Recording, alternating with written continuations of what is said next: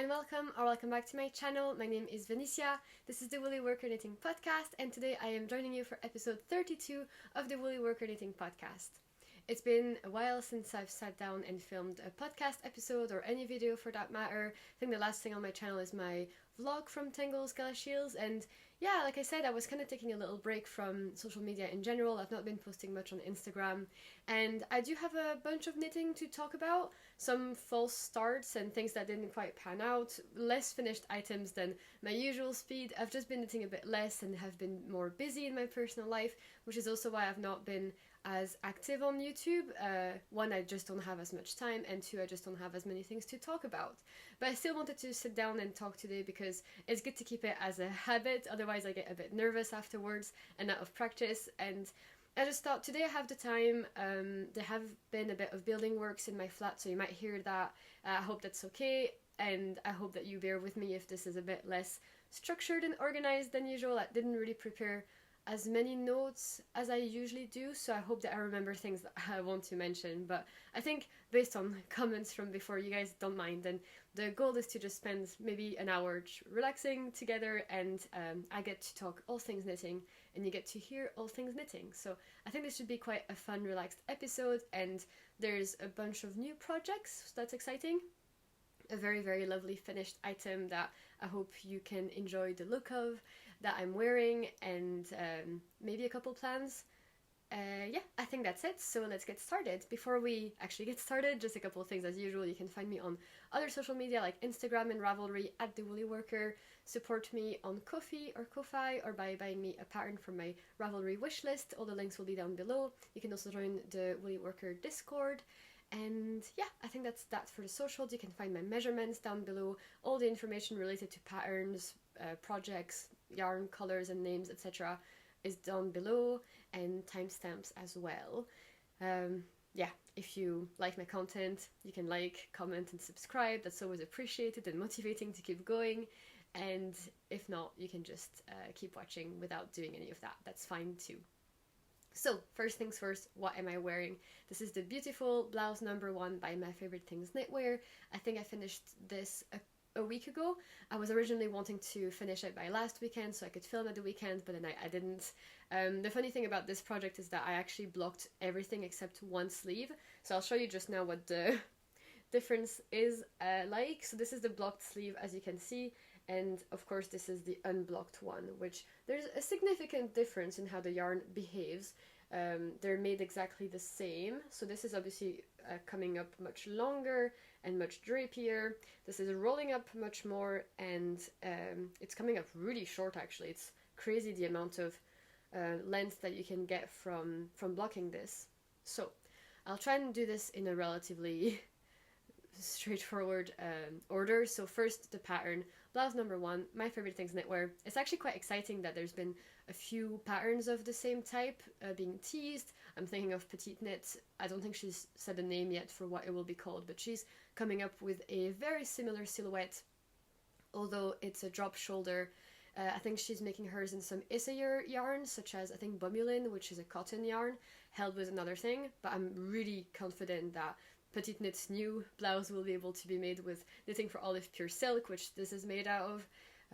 And yeah, obviously I'm really loving this finished item, so I think that the Petite Knit one will make its way onto my project queue for sure, maybe even this season, because this was a joy to knit and it's been a joy to wear. It's really appropriate right now. I hit gold when I chose this pattern instead of choosing camisoles and t-shirts this year. I've made at this point 2 long sleeved or 3/4 sleeves like summer spring tops, and it's been great because we've been having a really cold and rainy summer here, so I'd be really gutted if I had spent a lot of time knitting camisoles that I wasn't able to wear at all.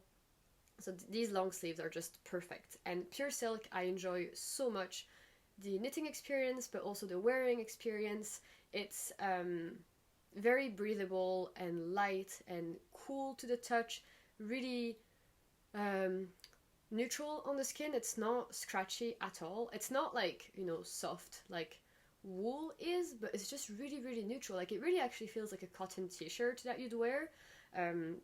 And yeah, I'm really glad that this is a yarn that exists, that is available to me.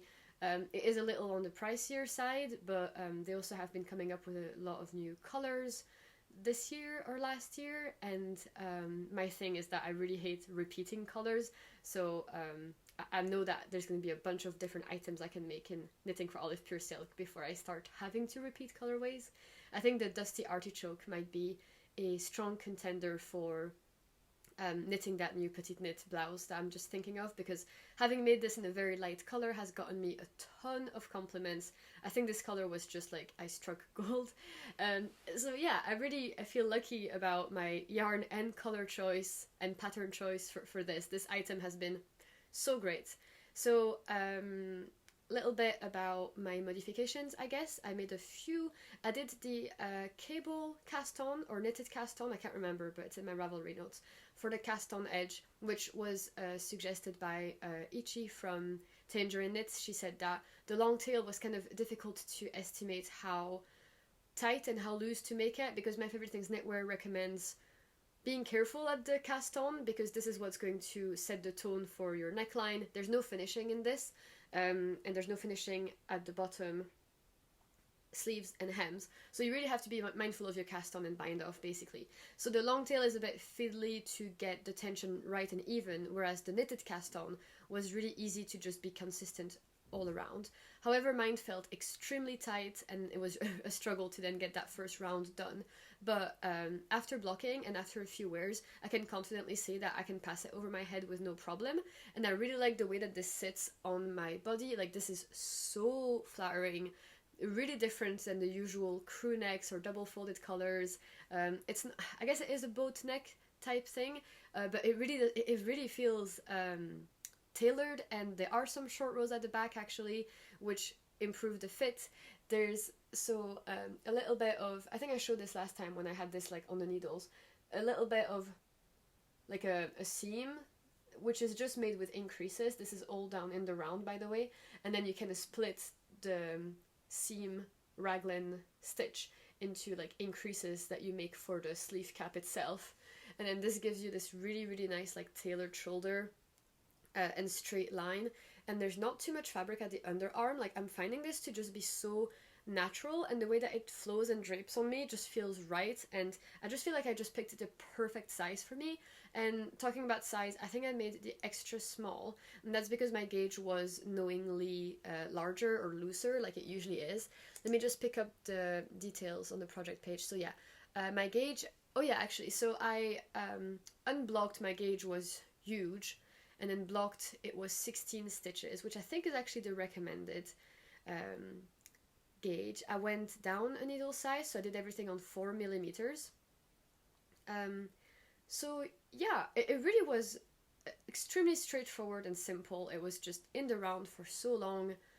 The shaping was fun though, because of all those kind of different sections of increases. Really satisfying to know that there was no pickup to do afterwards. Important modification that I did. So for the sleeves, I did do the decreases that were asked for. You can see here maybe. There's like a few decreases here.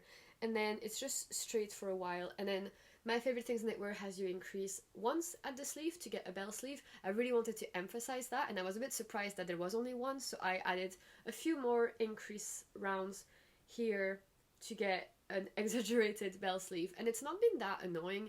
Like, and I added some length as well before binding off. I just did a really loose knitted bind off, and I'm quite happy with how it looks. I'll try and do a little close up so you can see my cast off. So yeah, I don't think that they're annoying or getting in the way. Like, I've been doing daily life with this a few times, and it's been completely fine. At worst, I can like kind of roll it back, and then I can do whatever I need, and then I can just like put it back. Obviously this is a different experience because it's not been blocked. So yeah, I'm happy with that modification. I'm really happy with the length of the sleeves. I had seen a lot of people on Ravelry say that they had wanted to add a bit of sleeve length, and I've also reduced the body length by a little bit, and I'm happy with where that sits. So it was really easy to just bind off and maybe keep the yarn attached, try it on to see if I liked where it hit before cutting the yarn for sure, but it wouldn't have been a pain to unravel the bind off because it was literally just a knitted bind off. I ended up using 5 and a bit skeins instead of the 6 or 7 called for in the pattern. I knew that My Favorite Things Knitwear had overestimated the yarn used. A lot of people had said that, and I knew I was going to remove a bit of body length. So not too bad a project, economically speaking. I don't know what I'm going to be doing with that last almost full skein. Maybe a stripe in something, maybe a little scarf or something. The sleeves are a little bit tight on my bicep, but which surprised me at first, especially when I tried it on unblocked.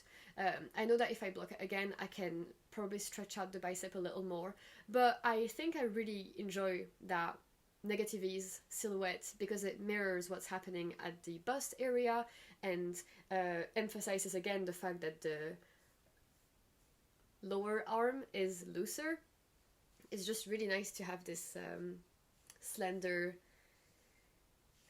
shape. So yeah, super happy with my modifications, the fit, the yarn, the color. It's just been a joy. I've like I said, received a lot of compliments in real life and on Instagram, so I highly recommend this project for anybody. I don't think there were anything like of note to keep in mind of or be wary of. Like I said, like if you're going to be doing a different neckline, make sure that you're not doing it too tight and you can pass your head through, and make sure you're not doing it too loose that it flares. Like your goal is to really have this just lie flat on your upper chest. And make sure that you're happy with the sleeve and body length, knowing that knitting for Olive Pure Silk will probably stretch and droop a little bit. And yeah, enjoy making this if you do make it. I think that's everything for that project, but if you have any questions, just don't hesitate to message me. And if I remember anything about it, I'll probably put that on Instagram when I post a finished item photo. I guess my only thing is that I don't really know what to wear underneath. I was wearing a wired bra during the little photo shoot that we did, and in a lot of the photos you could see the bra quite prominently, like the 3D effect of the bra, because of this negative ease blouse, and I wasn't really happy with that, so I need to find invisible bras or invisible tops that will be nice to wear under such negative eased garments. The next item that I want to talk about is the Poet Scarf by Sari Nordland. I talked about this in my last episode. I'm participating in her summer shawl Cal, which is a little mystery knit along for June, July, August, where Sari is designing 3 scarves, and you just have to do all 3. You can skip one of the patterns and do a different pattern if you like, which I am doing and I will tell you about in a bit. I showed you the yarn I had, and a lot of people suggested that I go for this yarn combination for this pattern, and I did follow that advice. It was in my heart what I thought was right all along, and it was this kind of cherry blossom hand-dyed Surrey alpaca from the Fiber Fox and a fingering alpaca merino fingering weight from Isayer, alpaca 2 I think it's called, in cream, and that combination is what I then used for the Poet Scarf. So I will show you what it looks like now. Yeah, I think that's a pretty good frame of it. It's so pretty. I can't stop staring at it. It was already pretty before, but honestly blocking made this whole thing just work. I was self-conscious about my loose stitches as always. There's just somehow always seem to be massive and be made on 7mm needles, but this was on 3.5 and my curls were so loose, especially the moss stitch in between the little diamonds here, but with a block everything just evened out so nicely. I gained a lot of length and width, where I'm actually now pretty much on par with what the measurements are in the description. I actually ended up using, let me just check, 20 grams of my hand-dyed yarn, so I used 30 grams, so I have 20 grams left, so I used a little bit more than 50%, so I can't make a second one, but what I think I could have done was I could have done one more repeat of the pattern to then get just a larger scarf, but I didn't know that at the time when I was reaching the middle. I've seen a couple of people on the Ravelry project pages who have done this and have increased just one more time. I think I've got maybe like 4 diamonds or something at the widest point, and people have 5. To be honest, I found the knitting experience to not be as enjoyable because everything was charted, so it was just literally follow the chart the entire time for the increases and then also for the decreases. So you never had instructions that were like continue in pattern. Every step was written, or charted. There was no written instructions. But I really could never memorize the chart or have it be intuitive, and there were things to do on the wrong side row that weren't necessarily what you just had done on the right side row. Like sometimes for the moss stitch especially, you had to like knit and purl and knit like on the wrong side, so it was inverted. Like my brain could just not figure a way to make that intuitive, so I was really having to stay fixed on the chart the entire time, and I wasn't able to mindlessly do this project because there's a lot going on and you really don't want to have mistakes. And I'm happy to say that there are no mistakes, but it just meant that I was kind of eager to finish, and I didn't really want to spend more time or effort making this larger. And I do like the size that it is now. You can see in the photos at some point I'm wearing it as like a little necktie, like a French, you know, little knot, and I really like it. And I don't know if it had been larger, would it have been more awkward to style, perhaps. It's nicely edged with a I-cord that is integrated in the pattern. You just do that all around, and this is where you incorporate the increases and the decreases. Everything is just so nice and even and incorporated. Like, that's what I really liked about this pattern, was that there was no guesswork, and you could just literally just look at the chart and know what you had to do. And of course I absolutely adore the color combination that I chose for this. The hand-dyed yarn behaved exactly how I thought it would, looking at the skein. It zero pulling, zero focusing on the color on anything, no helical sort of spiral happening. It's just so even and kind of random in a way that is pleasing to the eye. It's not too organized. There's just like an evenness of the pink and the cream, and I'm just so in love with this that I am desperate to find another type of hand-dyed that has the same vibe that I could use for scarves again in the future. I think this is a huge success, and I was really happy to have this at the same time as this blouse success. Like these are my two finished items, and I love both of them so much.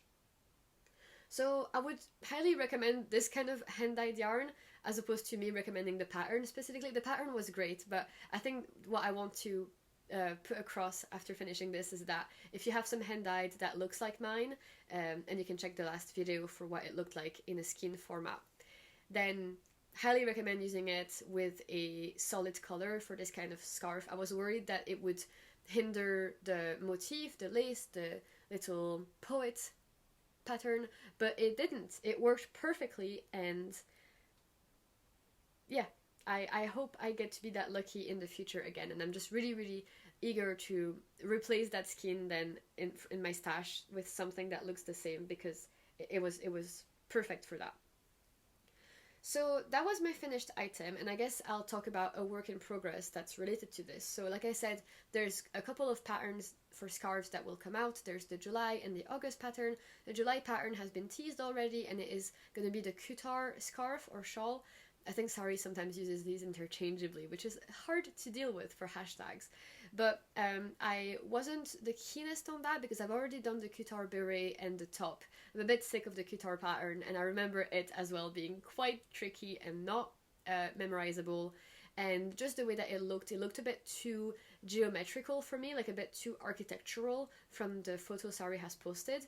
And also I wasn't sure that anything from the yarn colors I showed you last time would work for the Kutar scarf. So I thought I would do the Lolu shawl. No, not the Lolu. I've done the Lolu before. I'm gonna do the turtle dove shawl that I was so gutted I didn't do back in December. It was a mystery shawl along where Sari revealed sort of 4 clues in order over the 4 weeks of Christmas, December time. It was a mystery thing. I didn't do it because I had a lot of other commitments at the time, like I was doing my own Christmas jumper, so I didn't want to add too much on my plate, but it was so gorgeous, beautiful, and it was always in my plan to make one in the future, probably in white or in like a big blue or red. In the end, I decided to go for the hand-dyed that I showed last time. I showed it paired with the Suri, but I decided to just hold it double. It didn't occur to me until like late that I could do that. So I actually started this before I even realized that Sari was making the Kutar scarf. I just knew that I was probably going to want to make this one out of this yarn anyway. The yarn is from Zekami. It's maybe the first skein of hand-dyed I've ever bought, in a real shop, Bee Inspired Fibers, years ago, and this is a 50-50 merino silk, and it looks really, really pretty. It's called Turkish Delight, and it's basically pink or peach, and it's got a little bit of speckles every now and then, and I really, really like seeing those speckles come through. Just wound this up, and I'm using both ends and holding it double, and I'm using 4mm needles, because if I was using smaller needles, then it would be too dense. For this one I used 3.5. I think I had started initially on 3.75, but then it was too loose, so I went down. So I think for both of these I actually had sort of like false starts with the wrong needle size, completed just a little triangle increase at the beginning of the tip, and realized it just wasn't really working out, so I just ripped it out and started over on a new needle as if I was doing a gauge swatch, and that worked out well. So don't be afraid to change needle sizes for scarves if you're not quite getting the fabric that you want. So anyway, I'm using 4mm needles for this one then, and I will say the chart is, again, so it's pretty much the exact same thing where you're doing this I-cord integrated edge, increases on one side but not the other, and everything is charted really, really well. But once again, it's just not the most intuitive. For this turtle dove shawl, there's only a couple of things. Like if you're doing garter stitch, it means you have to knit on the right side and knit on the wrong side, which is counterintuitive because normally you purl on the wrong side. Apart from that, the wrong side of the rows is just like, yeah, purl everything pretty much. So I'm finding this one easier and faster to do because I don't have to look at the pattern for every single row. But I'm still finding I have to look at the chart to know the frequency of cables and twisted stitches, because there's quite a lot of twisted stitches in this one. So yeah, it's not the fastest knit, but it's really satisfying. But I've come to a conundrum, which I will talk about in a second. So I'll just show you what this looks like just now.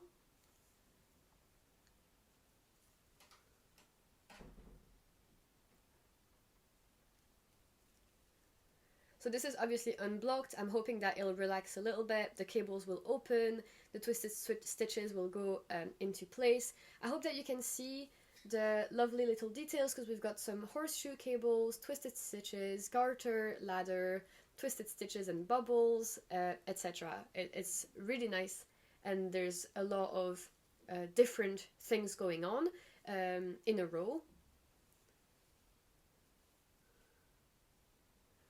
But yeah, I'll probably pop a picture so you can actually see all of it in one stationary go.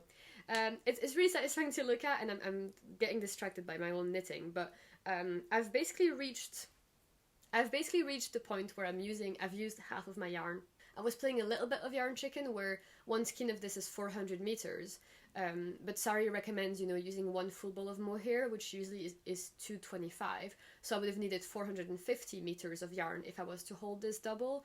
I thought I could get away with it, but sadly I could not, so I've reached the halfway point of my yarn, but I still had quite a few rounds to do on my chart before having to now do decreases. There's no middle part where you stay even.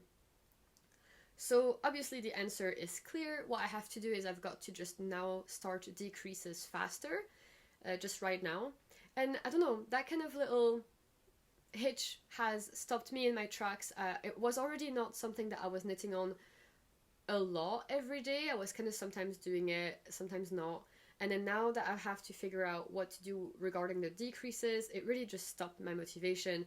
But I'm really eager to finish this because I really want to block it and see how the motifs really open up and how this yarn behaves after block, because it's already heavenly soft and smooth, and I know it'll just be even more enjoyable to wear afterwards. And I really just felt so happy finishing this one that I'm looking forward to finishing that one too, because I think it'll be a similar level of satisfaction, and just it's a pretty thing. It's a really, really pretty thing. I talked last time about how I thought that doing mini scarves could be a really good way to sort of showcase my really pretty, precious one skein of hand-dyed yarn, and without necessarily making something that I have to wear every day, like even like a sock or a scarf, just so that I can showcase and display that pretty skein and keep it in my possession and be able to see it. Like I was thinking of just hanging this in my little yarn room, and same for that one, instead of like my wardrobe, because it's just so yarny and hand-dyedy that it reminds me more of my craft than it reminds me of my clothes or fashion. Nothing much to say. I used the recommendation of somebody for the bubbles to do them without turning. I put those instructions in my Ravelry. I've also used another trick from a different Raveler to use the stitch below on the wrong side and knit it together with the bubble stitch when you're going backwards afterwards to try and make the bubbles pop more. And this worked for almost all the bubbles except one. There's one bubble that I'm having a real struggle with. It's just not popping. And right now it's annoying me because I can see it, but I think when I'm done with the entire scarf it won't matter. The big central motif with the twisted stitches, that one really has all the bubbles pop.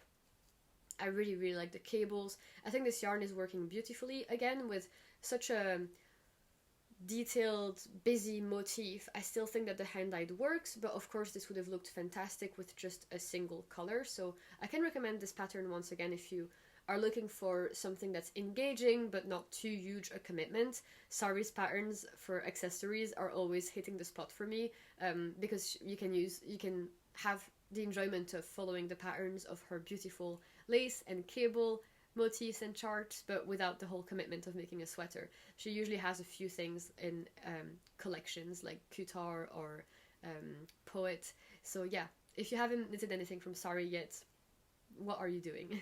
So yeah, just send your well wishes for me to try and get over my reluctance to decrease sooner than I had to, and to be able to then finish this off without running out of yarn and hopefully keeping the motif consistent throughout. I guess that's what I'm annoyed with, is that I was just following the chart exactly and now I've got to do a bit of work on my own and it won't just be following the chart, so I'm less looking forward to continuing this pattern, but it'll be fine. The next pattern you haven't seen on the podcast before. I just started this a week ago and it's been going quite fast, but again I've just stopped halfway through for no reason. It's the Anchor Summer Shirt by Petite Knit. I talked about that in my t-shirts I want to knit video, and it's been going well. So I'm doing this to use my stash. I've got some Tin Linne by Sandnes Garn in the color Kit that I've had in stash for a while, and I'm holding this double, but you can also just use Linne by Sandnes Garn.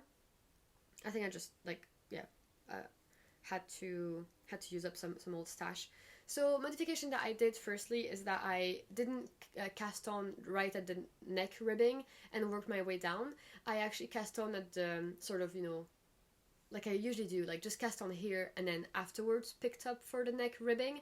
And I do that to provide more stability for the cast on and more control over what I decide to do, like adding short rows or things like that. So I just did that, and it's pretty invisible. It still looks like a demarcation between like the ribbing and the body, which I like because it adds that like proportions. Then the second big modification that I did is that I did twisted rib instead of rib. So you'll probably be able to see. So this is what I've got here.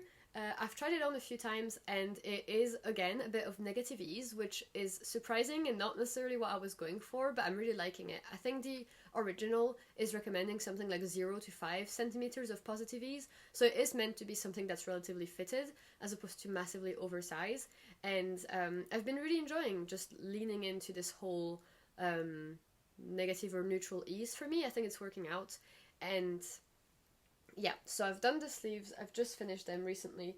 I've added a bit of length because I think it was finishing a bunch like earlier. Maybe added 1 or 2 centimeters before doing the rib.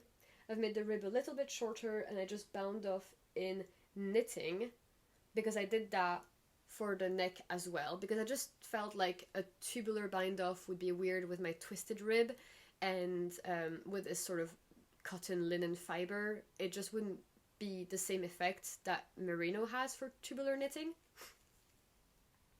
I didn't do any short rows in the end, even though I was planning to, because I heard it's not that necessary because the neckline is really wide, and after trying this on before block I can say that yeah, it doesn't feel really weird to not have any short rows, so that's fine. The honest truth answer is that I actually had started doing my thing without realizing I had plans to do short rows, and I realized afterwards that I hadn't done them, but I was fine with not going back.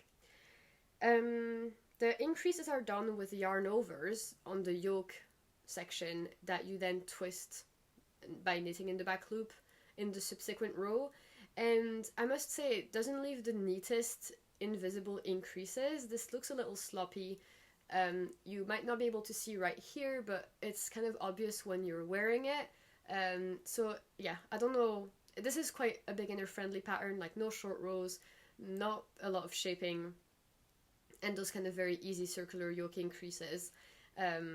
It's fine. I'm enjoying it because it really doesn't require me to think much, but it's just not the nicest, like nicely finished or nicely detailed project that I've done compared to other things that just feel much more elevated.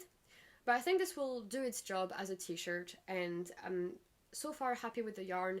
It's feeling much better than Drops Bell in my opinion, even though they get compared all the time. I think this tin linen is much softer when I'm knitting, but when I'm wearing it, I was still finding it to be a little itchy, which was surprising because it doesn't feel like something right now when I'm touching it that would feel itchy at all. But when I'm wearing it, it does, and I just can't understand how that is. But apparently this might come from the linen content, which I've heard gets better with time and wear. So hopefully I get to wear this t-shirt this season, and next season it'll be a bit more ready for me. For the body, I've decided to crop it slightly and to also add a bit of A-line shaping because I've been really enjoying this in the last few garments that I've done. I think it just adds a little bit of an interesting silhouette, a bit more drape and ease, and just a bit more of like a, princess twirling her skirt around type of vibe. And yeah, so I'm really just at the on the last stretch. It's on a holder right now, which is why I've not been working on it. I need to put this back on the needles, figure out my rate of body increases if I didn't write it down on Ravelry, and then just keep going. I'm only gonna add maybe 3 sets of increases, and then a bit of ribbing, bind off, and we're good to go. So I think this will be my next finished item, and yeah, just kind of feeling neutral about it. Like, it's not bad, it's not particularly great either, it's just a normal t-shirt, but it's been one that's been on my list forever, and I was really glad to be using that yarn, and I am hoping to at some point have done enough projects in summer yarns that I'm able to give you guys a comprehensive review of them and how they have held up over time. It's just that these kind of videos and reviews take so much time because I want to really use the things that I talk about later before I can recommend them. But so far I'm quite impressed with tin linen and much preferring it to Drops Bell. And then the last item that I want to talk about in this video is a bit of a surprise cast on. It really makes no sense as to why I cast this on now. I have talked about it before, and it is the Pink Velvet by Andrea Mowry. I had bought this yarn from Chink Fiber one day. They were having a bit of a sale, I think on kits or something, and so I bought these 2 yarns. I think one of them is Moth, this one, and this is Cloud. This is their yak base, this is their melted baby Surrey base. This is actually the original yarn that was used in the pattern from Andrea Mowry. She used, I think what she did was that she used the same colorway but on the 2 different bases, and it looked really great. I had that pattern on my list in my queue for a while. I had bought it in her birthday sale, which is coming, by the way. Andrea Mowry is in August, so if you're wanting to stock up on her patterns, just wait until then. And I had been sort of stalking the hashtag, trying to see color combinations. It was just kind of overwhelming because there's so many to pick from. And then Chink Fiber was offering kits, which then is just easy because it takes the guessing out of the equation. So really happy. Swatched for it ages ago, got gauge, 24 stitches because it's a fingering weight. And yeah, I was hesitating between holding this single or double, because apparently you have enough yardage that you could hold it single for my size, or double. But then someone recommended to me to not do that because it is really, really thick and fluffy, and holding it double might completely overshadow whatever else is going on. And I'm glad I followed that recommendation because it is true that it is extremely dense on its own. So I will show you my beautiful, beautiful circular yoke. I can't stretch it out completely, so I'll just show you it like this. Ta-da! Isn't it just perfect? It is so beautiful. The colors are insanely good together. That melted baby Surrey in that multicolored pastel watercolor-ish tone is just insane, and it gives me so much life. I can't believe how pretty it looks. It's really nice and dense. I feel like my tension and color work is so hit or miss. I know it's good with Shetland wool, I know it's not good with superwash, and it turns out my tension is good with this type of yarn. So it's been really giving me a lot of joy working on this the last couple days. It's been really, really fast. I started this 2 days ago, and I'm halfway through the yoke chart, and there are no more increases to be done, so I'm on the amount of stitches per round that I'm going to stay on for the next 20 rows, so it's really nice. And the chart so far has not had any long floats, so it's been really nice. I've been holding the contrasting color, so this one, dominant. My only note is that even in her version, so she's got that like main color is dark and contrasting color is light, but on her PDF chart the colors are reversed, and it's really quite confusing because if you see like a dark square, it actually means to be using your contrasting color. It's really counterintuitive, and I wonder if people got in the past and used the wrong colors that they didn't intend. But yeah, so I don't know why that choice was made.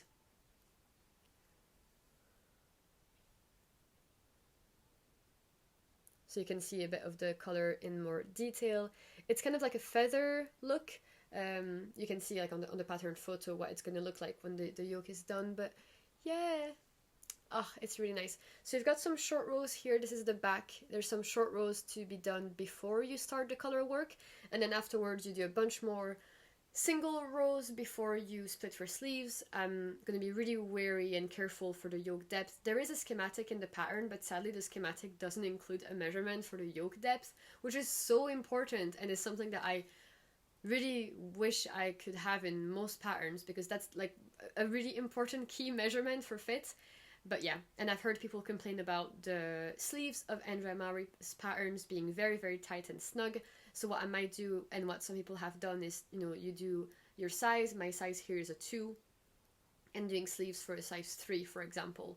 So I probably will do that, because this is already looking like it's quite negative ease or positive ease, neutral ease pattern, and I don't want the sleeves to be super snug, and especially depending on how close I get my armpit to the sweater. So yeah. I'm really enjoying this.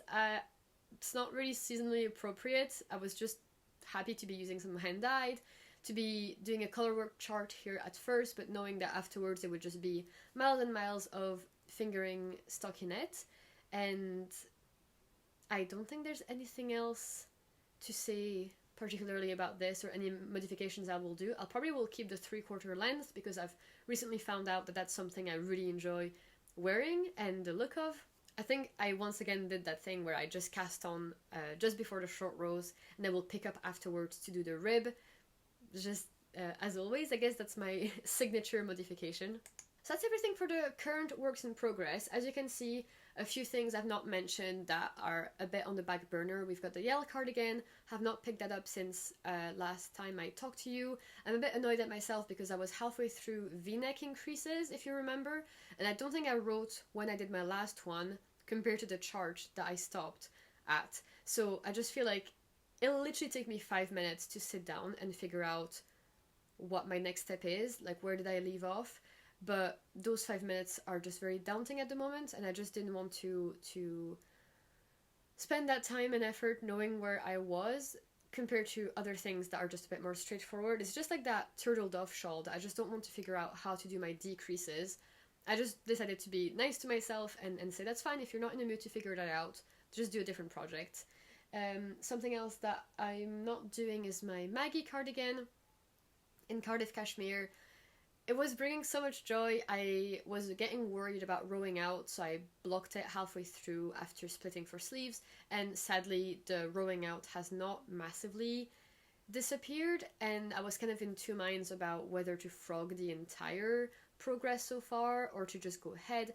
It's annoying because I had already gone through the hassle of, or going through, you know, the fix of going down a needle size for the purl rounds, but that wasn't enough on its own, so what I probably should do is to go down 2 needle sizes for purl rounds. It just felt a bit counterintuitive, or just, I don't know, a bit like, you know, I had already tried to do something to help and it didn't help on its own, so I was getting frustrated with that, so I stopped it for a bit. And the other thing is that I started a new top like a couple days ago, but it didn't work out. So it was the Melidis top by Vertknit. I had asked on my Instagram which camisole should I do next. There were 3 choices. There was a Galax, Melidis, and Mini Mock Neck, all in hand-dyed. as you can see, really eager to use my hand-dyed stash. And very sadly, what had happened is I ran into the problem of having to cast on 1,000,000 stitches with a long tail cast on, and ending up with this amount of yarn left and still like 5 stitches to do. So I gotta undo my entire cast on and recast on to get the correct amount. The pattern is a little overwhelming at first. You don't expect it for a camisole. It's like over 20 pages, and it talks at length about finding the right size, finding the right modifications, the fit, your row gauge, the different, like the schematic is perfect. There's just a measurement for every single inch of that camisole. And at first it is overwhelming, and I wasn't particularly in that mood to do all that thinking work first before knitting. I just wanted to knit. The camisole is done bottom up, so it really was just about like, what size do I want to do, cast on, and then work the body, and then figure the stuff for the fit later, because yeah, you got like the whole thing with like the v-neck shaping, the strap length, bust darts. So I just really needed to figure out my like body circumference and how many stitches to cast on for that. There's a lot of sizes as well, with only a couple centimeters difference between them. So in a way, maybe it's good that I didn't successfully cast on, because maybe I just need to wait until I'm in a better mindset to really figure out if that's like the size I chose, is that really what I want to go for, before I commit to doing a whole body of a top, if it's not going to be the circumference that I want. But yeah, I've been in a weird mood lately with knitting, where I just kind of, like, really simple things bore me. If it literally is just like another raglan sweater and stockinette, oversized, fingering mohair, I really don't want to do that right now.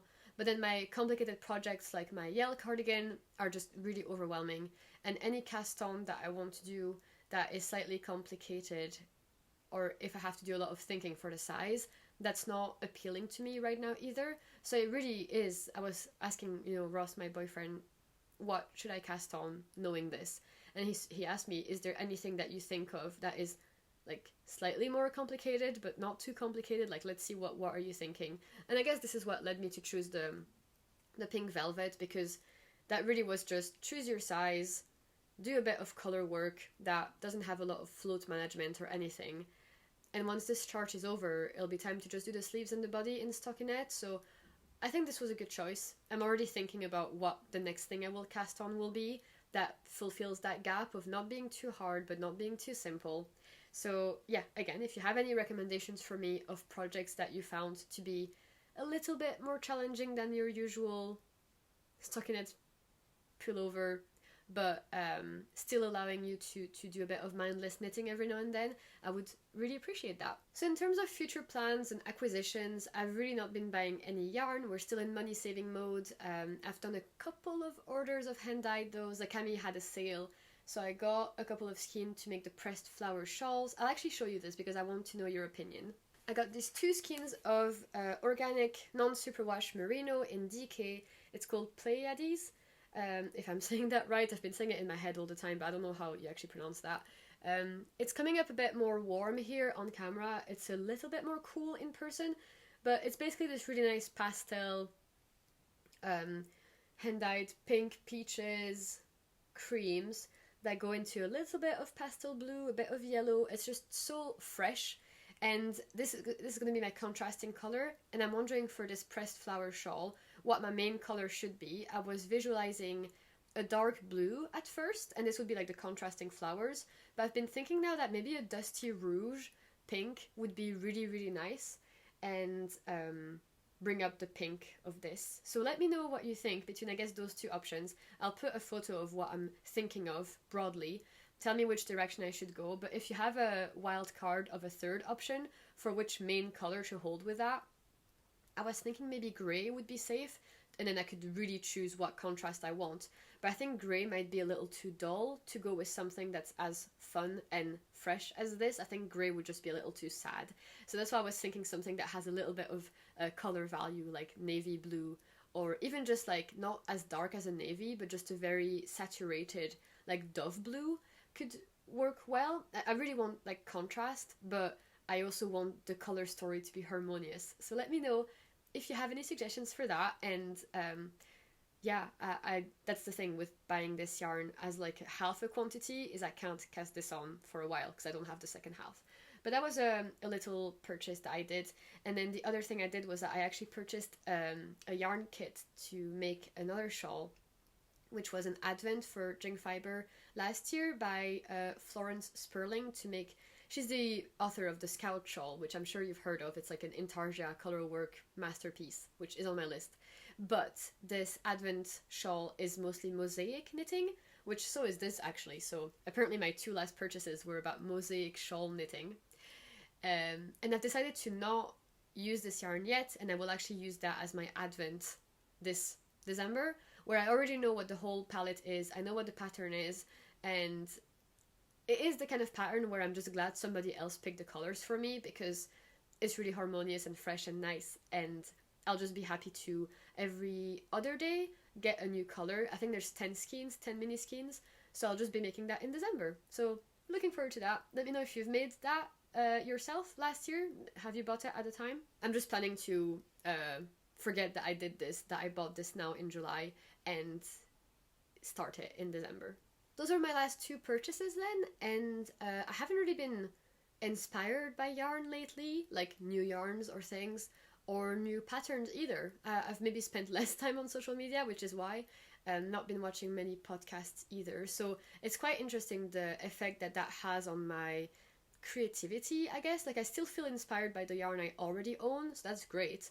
And I feel like spending less time on social media and consuming less content has just made me yearn less for new things or like keeping up with current things. I feel like I've been in my little bubble of still working on things from the past, and I feel really good and secure in that, and I don't feel as involved in the rat race anymore and the speed at which new patterns comes out all the time and new yarns. And yeah, it's been nice as well because I'm in this kind of money saving mode of trying not to purchase anything new. It's so good to know that I have this really big stash that's waiting for me, where I'm not running at risk of not having any yarn to work with. I have probably 20 different projects to choose from that would all hit a different satisfaction point. Like I could knit a hat right now, I could knit a winter sweater or a summer top. I could do that with things I already own, so why would I need to go get new things? So I feel like I'm on track to have a really good summer stash wise. Last summer I went crazy. Like I think a lot of yarn shops were having summer sales where they were trying to get rid of winter stock, or maybe it was like a slower season for them, so the sales were getting me crazy, the pre-orders were getting me crazy. I bought a lot of yarn last summer, and this summer is the complete opposite, where I've really not been buying much, but on the other side I've not been knitting much either. So if you remember, one of my goals this year is to have a net negative at the end of the year, and in terms of like buying yarn and knitting projects, I'm pretty much even. Like I think I've bought a little more than I've used still in the last 6 months. However, in terms of destashing yarn, I've destashed and donated quite a lot, so overall I'm definitely net negative, but I still would like to knit more than I've bought, so still trying to do that for the next 6 months. I was thinking of filming at some point a little goal update video where I would just review my 10 goals of the year. I can't remember how many it was, but if that's interesting, then yeah, stay tuned. One of my goals definitely was to like use all my hand-dyed, and I think I've been really inspired by this goal and totally following it, and I'm really glad that I've been doing that for myself this year. It just feels really happy. All the colors are making me really happy. I mean, I'm happy when it works out, but I've made a couple sweaters where the yarn was pulling a lot, the hand-dyed, and that did not make me happy. So hand-dyed yarn for small projects, so good. Hand-dyed yarn for sweaters, maybe that works, especially color work, but hand-dyed yarn for big stockinette sweaters, that's tricky, and I might stay away from it for a bit.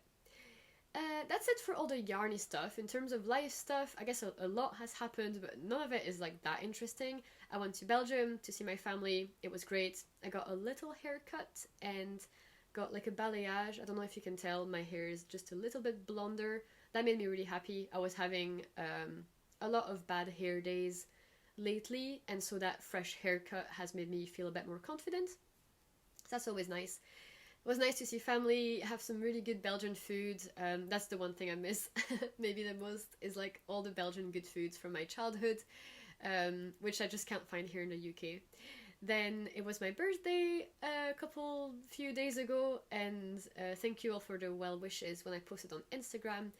It was raining for part of the day, so what Ross's plan was initially was that we would walk over the Forth Road Bridge. I'll show a photo here of what it is. It's been my dream to do that because I still haven't done it after 9 years in the UK. But he just thought last minute, like, let's just not do that because you might have a bad day if it's you might have a bad time if it's rainy and windy. Let's save that for another time. So instead we visited the palace where we live in Linlithgow. There's like a big spire, a big church, and we were able to get some great views, and we were able to do that. It's just like a 5-10 minute walk from where we are, so it was fine to do during a little sunny spell that day. So that was my birthday. Then we went to a nice restaurant, got some lovely little gifts. I got some stitch markers from Ross's mom. That was really lovely. I'll put a little photo here. They're adorable. They're cat related. And yeah, there's just been not much to do because it's been so bad with the weather and so cold. And I was planning to, go see some movies or do some nice walks and visit things and maybe go to the Fringe in Edinburgh in August. But at this rate, it just is not super motivating to leave the house to do such activities. So I've been kind of feeling like a lion in a cage, just indoors, and feeling like it's wrong, like it's July and we shouldn't be indoors that much.